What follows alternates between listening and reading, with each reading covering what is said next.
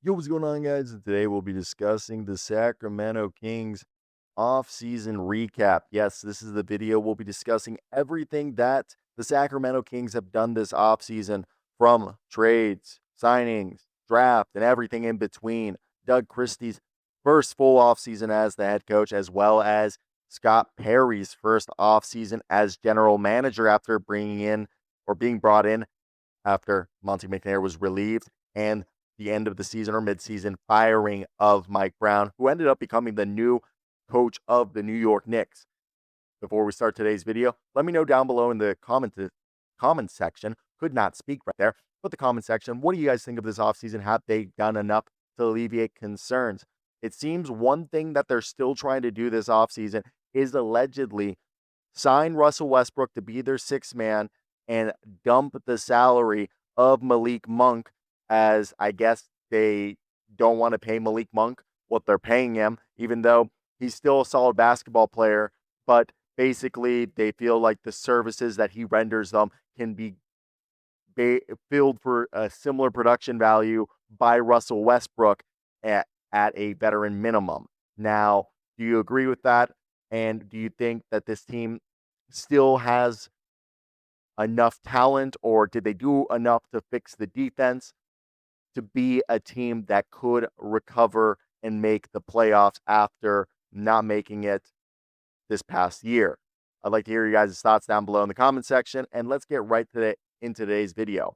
Now, to me, when we look at this team, Isaiah Crawford, who was on a two-way left, Markelle Fultz, and Jay Crowder, who were in-season signings, were not brought back, as well as Mason Jones, Jake LaRavia, in-season trade, and Jonas Valančiūnas they're gone. Trey Lyles left as well. They brought in Dennis Schröder. They got Dario Šarić in a trade. Drew Eubanks signed here. Dylan Cardwell, Daeqwon Plowden, and Isaiah Stevens were two-way guys that they brought in. Nique Clifford is a great rookie, older one that's going to be an instant contributor to this team as a rotational role player, as well as Maxime Raynaud, who is going to be a great backup big. They basically were able to build up some depth, kind of revive or retool the depth of this team, get some versatility. Losing Valančiūnas sucks, but I think with Isaac Jones and Mr. Maxime Raynaud and Dario Šarić and Drew Eubanks, they'll do a good job of filling that void, while Dennis Schröder and with Devin Carter being healthy and potentially Russell Westbrook, hopefully will give them some stability at the point guard position ever since they traded De'Aaron Fox this past season. And look, Nique Clifford had a great summer league. He's athletic. He can play the 2, the 3, or the small ball 4. He's going to be someone that Doug Christie's going to really like and gives him another defender on this team outside of Keon Ellis and Nique Clifford being the two best ones currently on this team.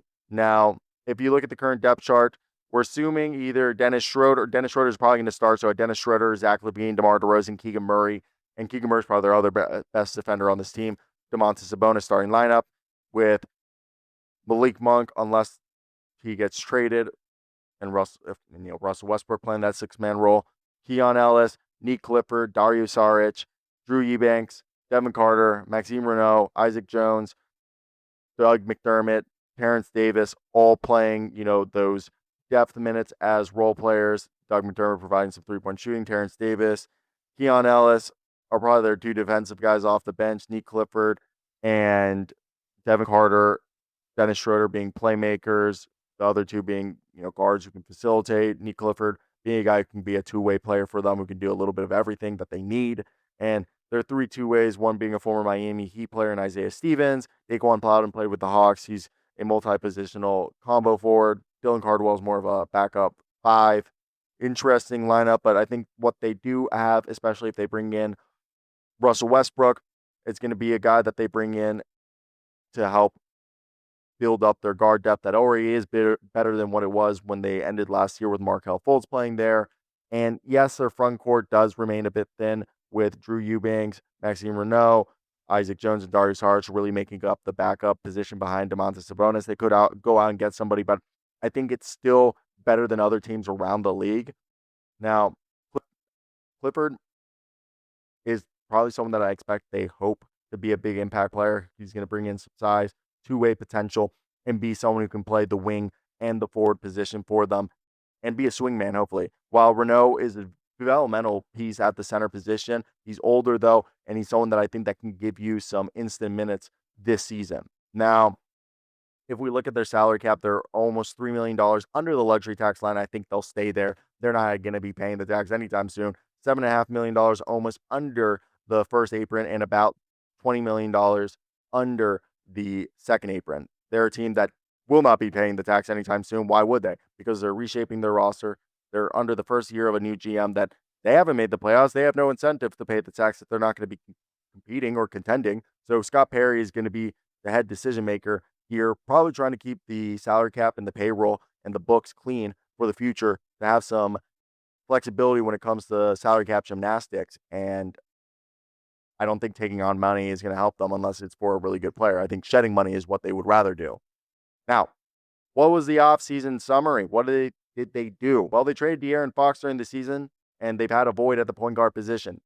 They went out and got Dennis Schröder, who was probably the most competent player they could get without having to break the bank and bring in a player like Josh Giddey or somebody else that might have not fit this team. And Dennis Schröder comes in. He can be a guy who plays two sides of the ball, is a bit streaky, especially from three-point range, but he is a guy who's started for multiple teams, has been a guy who's playing high-pressured situation, and can be clutch. Now, Šarić and Drew Eubanks gives them a switch big in Dario Šarić, while Drew Eubanks gives them a backup big man. He's not going to do too much.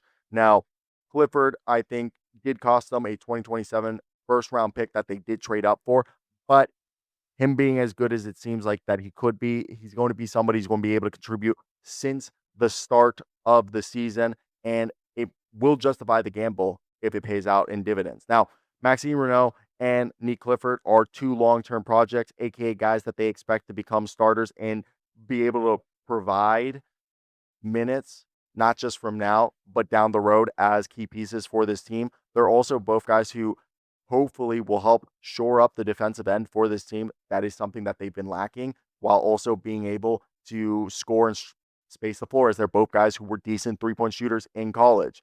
So, with that being said, they prioritize balancing out this roster and building up some depth. Yes, it did cost some efficiency, but I think, or not cost some efficiency, but cost them some capital in terms of the pick that they gave up.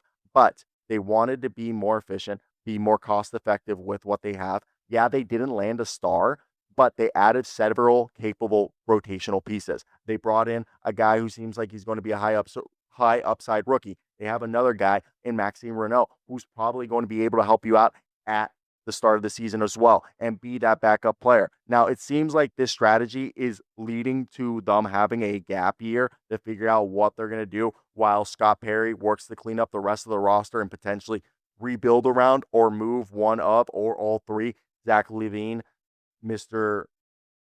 DeMar DeRozan, and Domantas Sabonis, while also figuring out, will they pay Keegan Murray? Will they move Keegan Murray? What will happen there? Because that's been a question that we don't know what's the answer for a while. So it does feel incomplete. It feels like Sacramento is still going to be going through trade talks. They're a team that has offered Dario Šarić, Dario Šarić, Devin Carter, and second-round picks for Jonathan Kuminga, or Malik Monk and a first-round pick for Jonathan Kuminga. And those trade talks have gone nowhere. The Warriors continue to rebuff them and are reneging anything, or not reneging, but aren't going back and basically feeling like there isn't anything concrete at the table right there. Now, the roster is still shifting. The 3-year, $45 million deal for Dennis Schröder, some people might be as a little bit of gamble, but it's necessary because they didn't have a point guard and help stabilize it. If they have to trade it, it's still a tradable contract. And now this was a terrible mess of a roster. And I'm not saying Scott Perry's a great GM, okay? He's not the guy who built the New York Knicks. That was Leon Rose, and the one thing Scott Perry did was get Jalen Brunson to come over and trade Kristaps Porzingis. Cool. But he's not the guy who's really doing that. That was Leon Rose. So I think he did a good job of draft evaluation, bringing in Nique Clifford and Maxime Raynaud and keeping Isaac Jones. I think he's done a good job there, and basically gradually balancing out the roster with low cost-effective moves. I think that they They may have, like, I think if Maxime, Raynaud, Drew Eubanks, Dario Šarić stay on the roster, that could be a committee that replaces Valančiūnas as backup presence. While also, I don't know what they're doing with DeMar, DeRozan, and Zach LaVine. Trade one of them or figure out what their role is. It wasn't a splashy offseason, but it definitely was a methodical one. It was one that they addressed short-term needs with veterans and young guys and are betting on upside while trying to stay financially flexible for any salary cap gymnastics that they'll have to do down the road. They have a good enough roster to be competitive in the West from a play-in standpoint, but I think their ceiling is dependent on how the point guard position goes, how the depth goes, and will Keegan Murray finally take the jump to being a fringe all-star as if they have made it seem like he could be? And will they be able to land a difference maker in a future trade by trading one of DeMar DeRozan or Zach LaVine or Sabonis for a player? That's the other thing that needs to be figured out. I don't know if that's going to be happening, but I'm curious to hear your guys' thoughts down below in the comment section. What do you guys think? That's it from me, guys. Hope you guys did enjoy today's video. Like, comment, and subscribe. Till next time, guys. But peace out. Goodbye.